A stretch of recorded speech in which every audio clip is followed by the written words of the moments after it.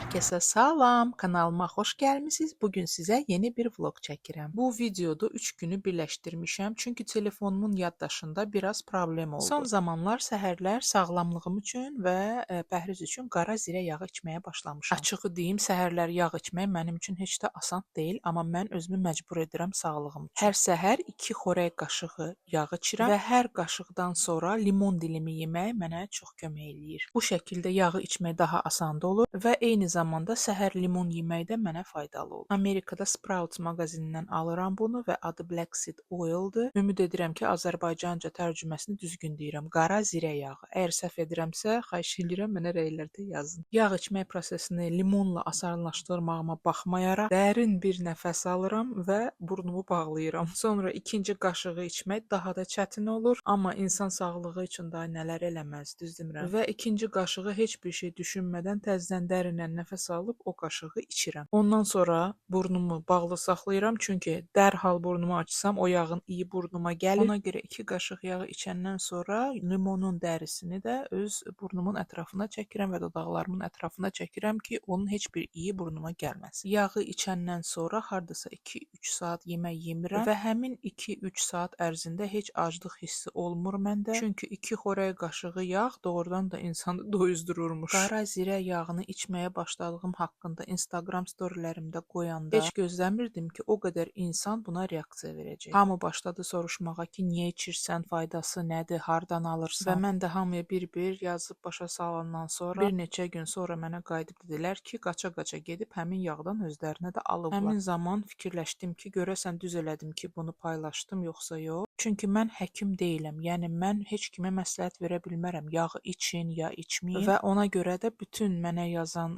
takipçilərimə dedim ki, zəhmət olmasa həkiminizlə danışın, sağlamlığınızla əlaqədar əmin olun ki, bu yağı içə bilərsiniz. Əslində həmişə ehtiyat eləyirəm, amma gözləmirdim ki, belə bir reaksiya olacaq. Çünki o qədər kontent çəkirəm, makiyaj, o qədər saat vaxt ayırırsam makiyaj çəkilişlərinə və s. Və onlar heç bu qədər reaksiya göstərmir, nəinki mənim yağ içməyim. Mən isə yağımı içib qurtardım. İndi fikirləşirəm ki, gedim işlərimlə məşğul olum. Çünki əslində indi hazırlaşmalıyam işə getməyə. Çünki bugün bizim Nudestix-lə Sephora-da bir tədbirimiz olacaq. Tez bazar makiyajımı, saçımı elədim. Çünki çox tələsirəm və gecikirəm. Əslində bugün saat 3-dən işləməli idim. 3-dən 8-ə kimi, amma dünən axşam ən axırıncı momentdə müdürüm yazdı ki, sabah səhər 11-də gələ bilərsən. Mən 11-də yox, bəlkə də 12-də. Gəldim, çatdım, güclə parkovka yeri tapdım. Axır ki, parkovka elədim. İndi isə gedirəm Sephora-ya doğru. Bu La Jolla'da olan Sephora, deməli, molun içində yerləşir. Əvvəl də qeyd etdiyim kimi bir neçə brend üçün işləyirəm və müxtəlif Sephora-lara gedirəm. San Diego ərazisində hardasa bir 10 dənə Sephora mağazası var. Bugün La Jolla'da yerləşən Westville Mall-una gəlirəm və inandırım sizi ki, neçə dəfə olursa olsun bura gələndə hər dəfə itirirəm labirint kimi bir yerdir. Bu mall elə böyükdür ki, hər dəfə çaşıram və bütün hər yer bir-birinə oxşuyur. Hər künc o birisi küncdən eyni görsən. Ona görə də o qədər olub ki, işə gecikmişəm. Ona görə ki, tapa bilmirəm ki, Sephora hardadır. Belə isə bu molu çox bəyənirəm, çox gözəldir. Oturmağa çoxlu kafeləri, restoranları, müxtəlif brendlər var. Yəni istədiyiniz hər şeyi burada tapa bilirsiniz. Hətta başqa mollarda olmayan brendlər burada olur. Ona görə də bütün turistlər birinci növbədə shopping üçün bu mola gəlirlər və qısacasına bura UTC Mall adlanır. Bu molda yerləşən Sephora biraz balacadır və San Diego'da olan ən böyük Sephora Fashion Valley Mall'unda yerləşir. Yəqin ki, bir gün sizin üçün Fashion Valley Mall da olan Sephora'ya getdiyim zaman da oranı da sizin üçün çəkib göstərəcəm. Və belə böyük bir molda Sephora'nın balaca olmağının mənfi tərəfi də odur ki, həddindən artıq çox insan olur və çox sıxılır orada insan. Hava çatışmamazlığı baş verir və başlayırsan deyinməyə ki, mənim burada nə işim var. Mən isə axır ki, Sephora'nı tapdım və işə başlaya bilərəm. Görün burada insanları necə gözəl qarşılayırlar. Hamı çox gülər üz, insanlar çox belə mülayim, çox yaxşı. Ümumiyyətlə deyərdim ki, müştərilərə xidmət Amerikada çox yüksək səviyyədə verilir. Məsəl üçün, əgər bir şey almısansa və bəyənmirsənsə, sən onu 30 gün ərzində qaytara bilərsən. Üzərində çek olmadan və ya o həmin produktdan istifadə eləmisənsə fərqi yoxdur. Hətta 60 gün ərzində də bunu edə bilirsən. Çek lazım olmur, çünki sizin telefon nömrənizi daxil etməklə sizi sistemdə həm də sразу tapırlar və görürlər ki, doğrudan da bu məhsulu Sephora-dan almısınız. Bu isə mənim müdürümdür. Çox ondan xahiş elədim ki, olar səninlə bir yerdə bir video çəkək. Əslində çox utancaqdı. Ona görə deyirdi ki, yo bəlkə lazım deyil. Mən də dedim ki, yo gəl çəkək, o hamı görsün ki, mənim müdürüm necə gözəl insandır.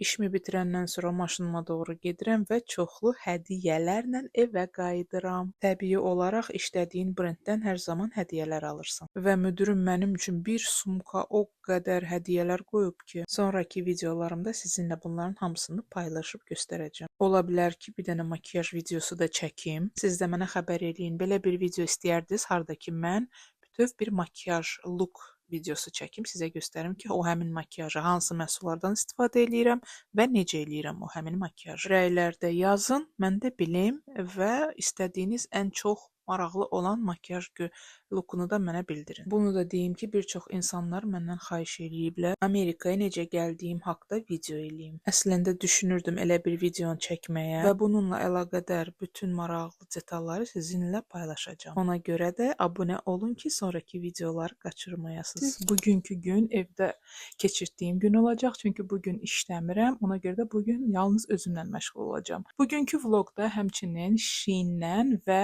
TikTok Shop-dan aldığım məhsulları açacağam sizinlə birlikdə. Onları indiyənə kimi açmamışam, çünki səbirsizliklə gözləyirdim ki, bu vloqu çəkəndə o vloqa əlavə edə bilmək üçün. Üzüm dəhşət quruyub, biraz səpkilər var, qırmızıdır, amma əslində sadəcə olaraq qızartıdır. Mən səhərlər yağ içməyə başlayandan sonra və diyetaya oturduqdan sonra yemək haqqında sonra da sizə danışacağam. Mənim səpkilərim gedib və qızartılar qalıb və bir neçə zaman sonra İnanıram ki, qızartılar da gedəcək. Hal-hazırda heç bir makiyajım yoxdur. Bugün həm də saçlarımın diblərini rəngləyəcəyik, çünki saçlarımın dibləri artıq uzanıb və sizə istifadə elədiyim maskanı da maska nədir Allah. Sizə istifadə elədiyim kraskanı da göstərəcəm. Bakıya gələndə orada çox sevdiyim bir saç ustası var. Bakıda olanda özüm heç vaxt eləmirəm və gedirəm o saç ustasının yanına. O hər zaman mənim saçımı rəngləyib və bu axırıncı bu rəngi də mənim üçün o eləyib. Burada da Amerikada hamı soruşur ki, saçımın rəngi necə qəşəngdir, harda eləmisən, kim eləyib, neçə eləmisən. Nəysə, indi isə gedək, vloqumuzu çəkməyə davam eləyək. Əvvəl də qeyd etdiyim kimi bu vloq bir neçə gündən ibarətdir və montaj zamanı səs yazısını belə bir neçə gün ərzində eləmişəm. Shein sifarişimi bir neçə gün əvvəl almışdım, amma bu hissəni video üçün çəkməyə hazır olmamışdım deyə açmamışdım. Arada xəstələndiyim üçün biraz da vaxt aldı. Yəqin ki, səsimin də biraz batmış olduğunu hiss edirsiniz. Saçımı boyamaq üçün bu kraskadan istifadə eləyəcəm. Bunu Walmartdan aldım. Birinci dəfədir bundan istifadə eləyəcəm, çünki bundan qabaq Garnierdən istifadə eləyirdim. Məncə yaxşı olacaq. Qiyməti də hardasa 6 dollara yaxın idi Walmartdan.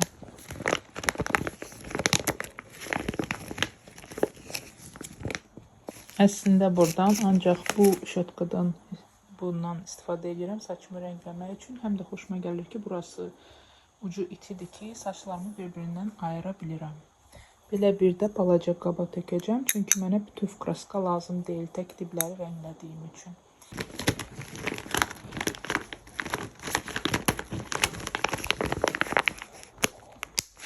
Bunu da Walmartdan almışdım. Deyəsən səhv eləmirəmsə 3 dollara idi. Görün burada nə qədər daraq var. Shein sifarişini açmazdan əvvəl düşündüm ki, paltarlarımı tez yuyum. Çünki indi bunu eləməsəm sonra yadımdan çıxacaq. Adətən paltarlarımı və yataq dəstini həftədə bir dəfə yuyuram. Paltarları yumaq çox da çətin bir məşğuliyyət hesab eləmirəm. Və paltar yuyan maşınından əlavə quruducu maşınından birinci dəfə Amerikada gördüm. Məncə quruducu maşından istifadə etmək işi asanlaşdırır. Çünki paltarlar yuyulandan sonra onları asıb uzun müddət gözləməyə ehtiyac yoxdur. Onu da deyim ki, bundan sonra həyatımı quruducu maşınsız təsəvvür edə bilmirəm. Bakıda yaşadığım vaxtlarda bizdə quruducu yox idi. Amma məncə indi artıq Bakıda da var bu. Amma dəqiq bilmirəm. Bəs siz Bakıda yaşarkən quruducu maşından istifadə edirsiniz? Və bu arada bu videonu çəkərkən mənim telefonumun yaddaşı bitdi. Çox səbirsizlənirəm, çünki uzun müddətdir bunu gözləyirdim. Göndərəndə elə bir ki, bir həftədən çox vaxt var. Bunu da deyim ki, bu şin bağlamasını almaq üçün çatdırılması üçün 2 həftə vaxt aldı. Sifarişimin ilk məhsulu bu Sakura nəmləndirici maska setidir. İçində 10 ədəd maska var. Yəni uzun müddət istifadə etmək üçün çox sərfəlidir. Tərkibində sakura çiçəyi ekstraktı var ki, bu da dərini nəmləndirir, sakitləşdirir və daha parlaq göstərir. Maskanı üzünüzə yerləşdirib 15-20 dəqiqə saxlayırsınız. Bir dəstə alt geyimi almışam. Bunu sizə göstərməyəcəm. Məncə buna heç bir ehtiyac yoxdur. Amma ümid edirəm ki, onun da keyfiyyəti yaxşı olsun. Bu da alt geyiminə bənzər bir şeydir. Bunu xüsusən xalatın altında geyinməyi xoşlayıram ki, rahat olsun. Çox yüngül, estetik ağ rəngdə almışam. O həmin pəmbə xalatımın altında yaxşı görünür. Amma təbii ki, bunu ev şəraitində ancaq geyinirəm.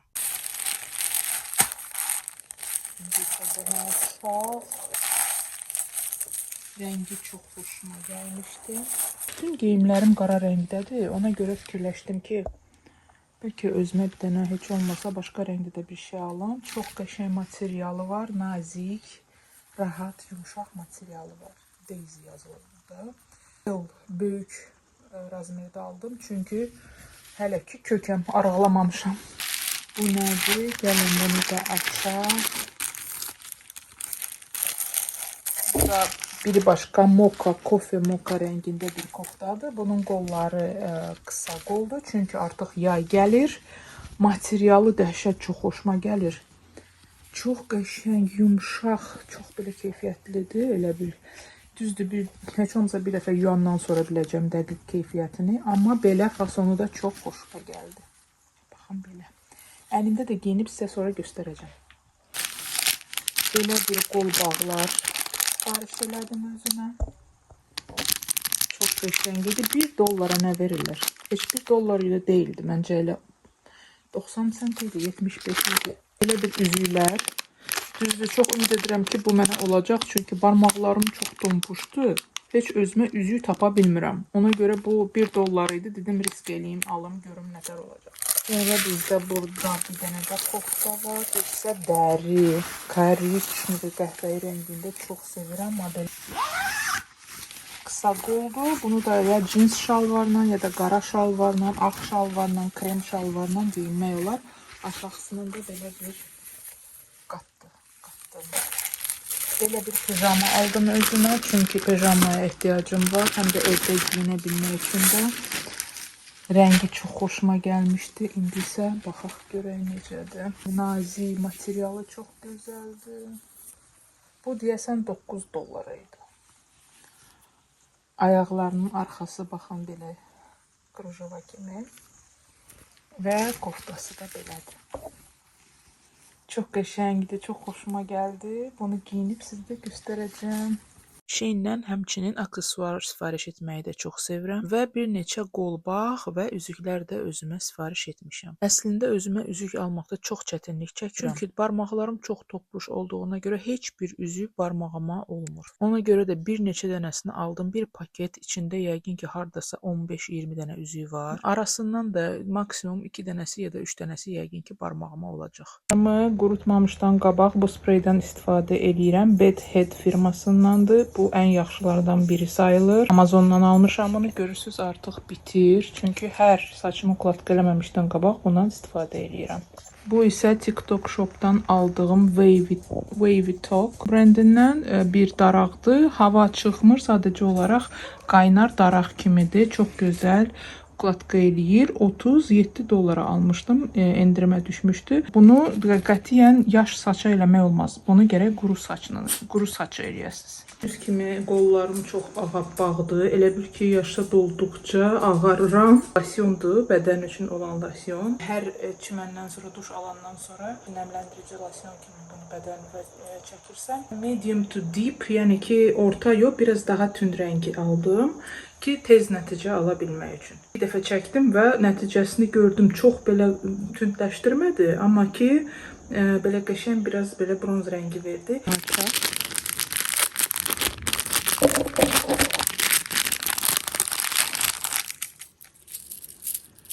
Açığı deyim, hal-hazırda məndə o qədər də çox aksesuar yoxdur. Son 2 ildə tez-tez köçürdüm, səyahətlərim olurdu və bir çox şeyi istifadə etmədiyim üçün rəfiqələrimə hədiyyə elədim ya da tulladım, çünki keyfiyyəti də onsuz da artıq yaxşı deyil. Ona görə də bir müddətdir aksesuarlarım azalıb və hər dəfə taxmağa aksesuar tapmayanda düşünürdüm ki, biraz yeniləmə vaxtı gəlib artıq. Elə bu dəfə də Shein-dən bir neçə balaca gündəlik istifadə üçün uyğun olan aksesuarlar sifariş etdim. Shein-in aksesuar bölməsini sevirəm, çünki həm qiymətlər çox münasibdir, həm də seçim çoxdur. Sadə gündəlik istifadə üçün ya da biraz daha gözə çarpan kombinləri tamamlamaq üçün nəsə tapmaq asan. Və ən gözəl tərəfi də budur ki, bu aksesuarlar o qədər də baha deyil. Heç kim onları neçə manata başa gəldiyini belə bilməyəcək. Çünki görüntü baxımından çox zövqlü və hətta bahalı da görünə bilir deyərdim. Əlbəttə ki, bu aksesuarlar illərlə davam etməyəcək, amma düzgün istifadə etsən, bir neçə ay çox rahat şəkildə işini görür. Mənim üçün əsas odur ki, kombini tamamlamaqda kömək etsin və gündəlik istifadə üçün rahat olsun.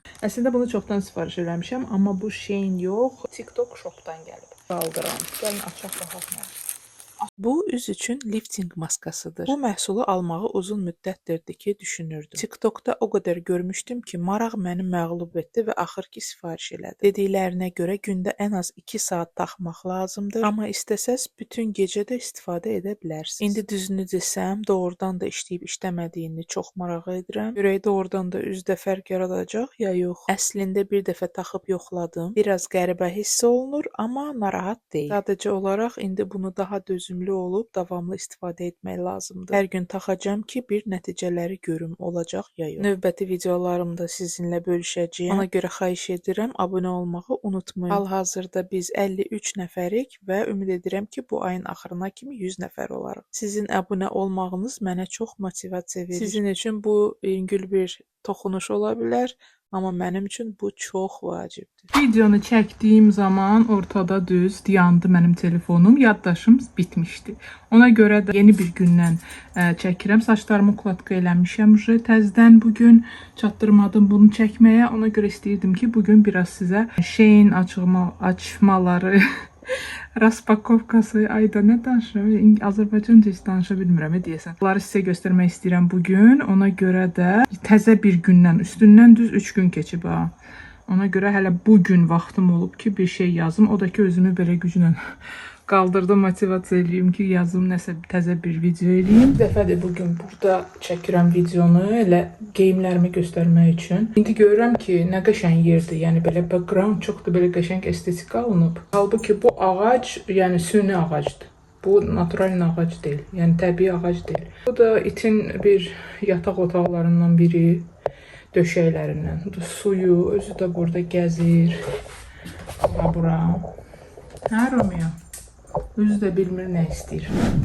Bu isə bayaq sizə göstərdiyim, aldığım köynəklərdən biridir. Hal-hazırda biraz kilolu olduğuma görə biraz aralı koftalar alıram özümə ki, daha rahat olsun və çox sıx görünməsin. Açığı desəm, qarderobumda olan geyimlərimin əksəriyyəti qara rəngindədir. Çünki işimdə, yəni beauty industriyada ümumiyyətlə dress code qara rəngdədir. Əksər salonlarda da belədir. Ən çox da makyaj ustaları və saç ustaları bütöv qara rəngdə giyinirlər. Demək olar ki, bütün brendlərin tələbi də budur. Ona görə də gündəlik geyindiyim hər şey qara olur. Və düzünü desəm, işdən başqa harasa getməyə o qədər də çox çıxmıram. Ona görə də rəngli və ya ağ geyimlər çox almadığım üçün o qədər də rəngli geyim seçimim yoxdur. Amma bir müddətdir fikirləşirəm ki, bəlkə də bu tək rənglilik artıq məni darıxdırıcı gəlir və istədim heç olmasa biraz neytral da olsa rənglər qatım. Ona görə də bu dəfə Shein-dən qəhvəyi tonlarda qarışdırılmış köynəklər seçdim özümə. Bu zaman həm dress koda uyğun olsun,